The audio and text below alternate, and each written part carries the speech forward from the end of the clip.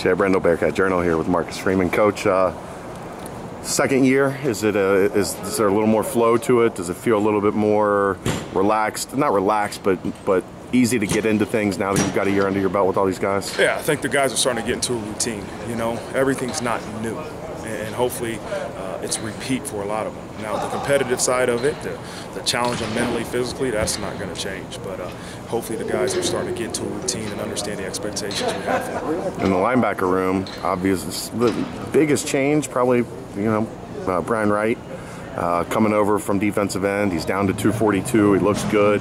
What was the thought process behind this is a guy that maybe we can put in the middle of our defense? Yeah, I mean, he made a lot of plays for us last year in the time he was in the games.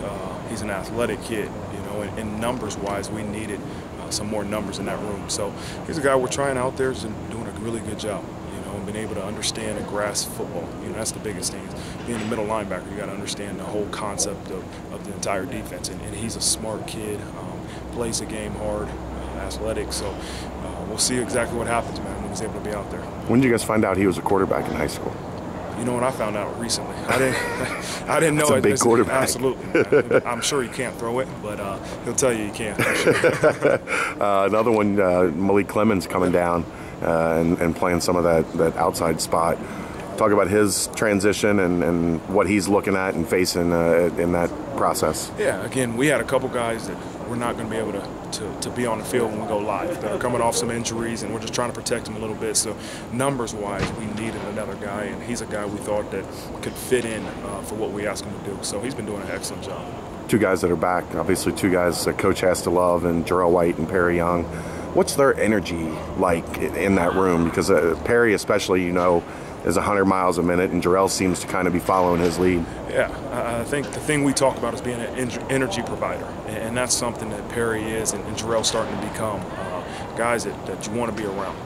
Brian Wright's another guy that's an energy provider, and that's what we need our guys to be, guys that provide energy to our room and to the defense and to the entire team. So both of those guys are experienced guys that are confident in what they do, that must continue to improve and get better every day. But they're guys that are a big addition to our defense and that are going to be able to help us extremely.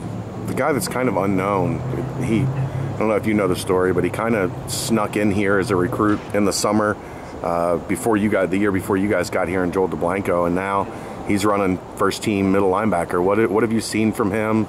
Tell people about him as a player and what they can kind of look for from him. Yeah, the number one thing that jumps off when you watch Joel is his effort. And that's something we talk about. The number one thing we're going to do is play with effort and attitude, and he does that. He's continuing to improve at the position. He's becoming a leader and competes his butt off every single day. So he'll have a great opportunity to compete for our middle linebacker position, and he's been doing a good job.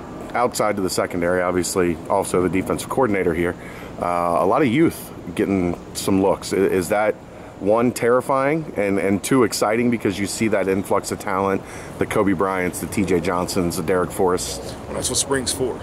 It's for evaluation. It's for guys improving on their fundamentals and guys that are improving as football players. That's what we talk about a lot, is how do we develop their football talent? And that means being on the field, being on the field for 3 hours and watching those guys compete, good and bad. There's going to be some bad plays that will help those guys learn. So it's been good, man. Again, you don't want a whole bunch of freshmen out there, but as long as you get guys out there that have talent and are willing to compete, you feel good watching them as a whole. Just optics, the eye test, if you will. TJ Johnson looks like a kid that could be special.